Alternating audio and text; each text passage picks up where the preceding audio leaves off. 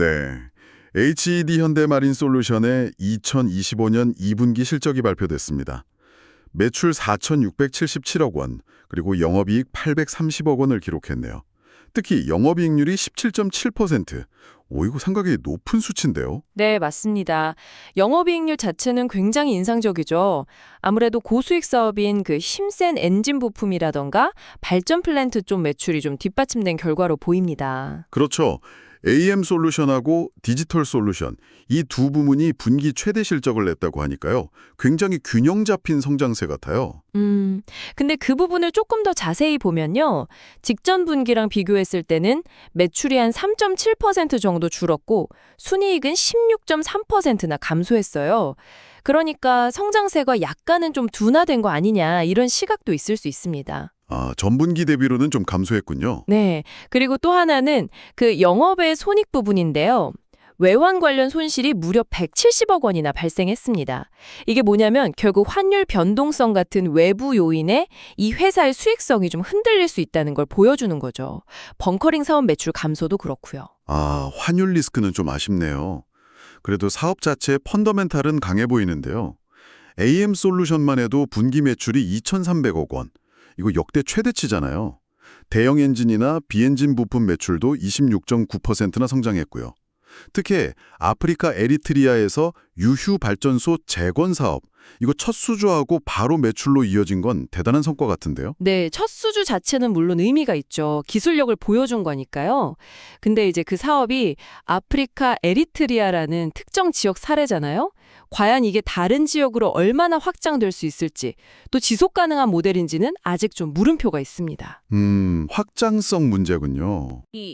그 장기 서비스 계약도 물론 수주 잔고가 늘고 대상 선박도 확대되는 건 긍정적입니다만 기존 계약의 재계약률이라든지 신규 계약이 얼마나 빠르게 늘어날지는 아직 불확실성이 좀 남아있다고 봅니다.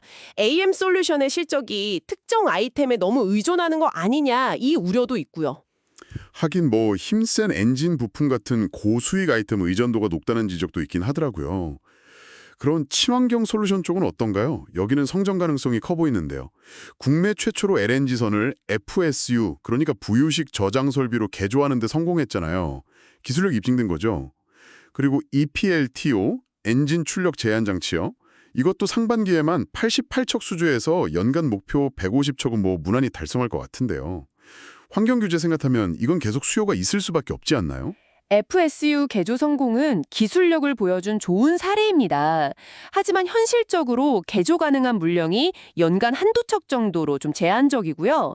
또 노후 LNG선 시장 상황에 따라서 변동성도 클 수밖에 없습니다. 아, 물량 자체가 많진 않군요. 네, EPLTO 같은 경우도 수주는 잘 되고 있죠. 연간 목표치도 순항 중이고요. 근데 중요한 건 이게 실제 매출로 인식되는 시점인데 회사에서도 하반기에 한 20척 정도 인식될 예정이라고 밝혔거든요. 그러니까 수주와 실제 매출 사이에는 시차가 좀 있다는 거죠.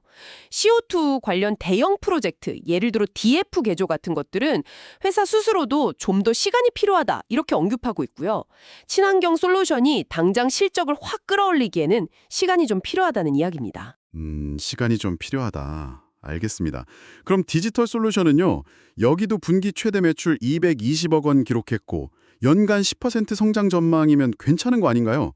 수주 잔고도 1억 5천만 달러나 되고 특히 그 셰프트 제너레이터 물량 6,400만 달러 이게 9월부터 매출로 잡히기 시작하면 2026년부터는 진짜 가파르게 성장할 수도 있을 것 같은데요.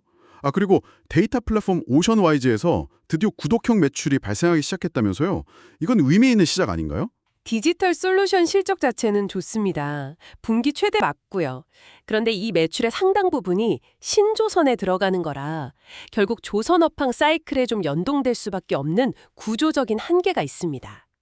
당장 3분기만 해도 조업일수 감소 영향이 있을 수 있고요. 수주 잔고가 실제 매출로 얼마만큼 또 언제쯤 이어질지는 계속 좀 확인해 봐야 합니다. 오션와이즈 구독 매출은요? 네, 그 오션와이즈 구독 매출은 이제 막 시작 단계입니다. 회사에서도 아직은 미약한 수준이라고 인정을 했고요. 기존에 무상으로 쓰던 고객들을 유료로 얼마나 성공적으로 전환시킬 수 있을지가 관건인데 이게 플랫폼 사업의 전형적인 어려움이죠. 실질적인 수입 기여까지는 시간이 좀 걸릴 것 같습니다. 네, 여러 우려 상황들을 말씀해 주셨는데 그럼에도 불구하고 재무 상태는 정말 탄탄해 보입니다. 부채 비율 53.8%에 순연금을 4,693억 원이나 가지고 있다니 이건 뭐 상당히 안정적인 거죠. 배당 정책도 꾸준하고요. 2분기에도 주당 700원 배당했고 연간 배당 성향 70% 상단을 유지한다고 하니 주주들 입장에서는 상당히 긍정적인 시그널일 것 같은데요. 네, 재무 건전성 자체는 매우 양호하다고 볼 수 있습니다. 현금도 많고요. 하지만 아까 말씀드렸던 외부 요인 리스크, 그러니까 환율 변동이라든지 유가 변동 같은 부분은 여전히 잠재적인 위험 요인입니다. 그리고 경쟁 환경도 좀 봐야 하는데요. 삼성중공업 계열사인 SNS와 사업 영역이 일부 겹치는 부분이 있고요. 이 피오일로 시장 같은 경우는 한화엔진 같은 후발주자들도 계속 진입하고 있습니다. 아, 경쟁도 점점 치열해지는군요. 그렇죠. 특히 현대중공업 그룹이라는 어떻게 보면 좀 안정적인 울타리 안에서의 성과가 큰데 과연 그룹 외부 고객사를 얼마나 더 확보할 수 있을지, 그리고 경쟁사들 사이에서 지금 같은 높은 이익률을 계속 유지할 수 있을지, 이게 아마 가장 큰 숙제가 아닐까 싶습니다. 그래서 시청자 여러분께 마지막으로 질문을 하나 던져보고 싶습니다. HD현대 마린솔루션의 이런 인상적인 성장이 과연 현대중공업 그룹이라는 이 강력한 생태계에 얼마나 기대고 있는 걸까요? 그룹 외부로의 성공적인 확장과 자체적인 경쟁력 강화 없이는 현재의 이 높은 성장세를 장기적으로 이어가기가 쉽지 않을 수도 있습니다.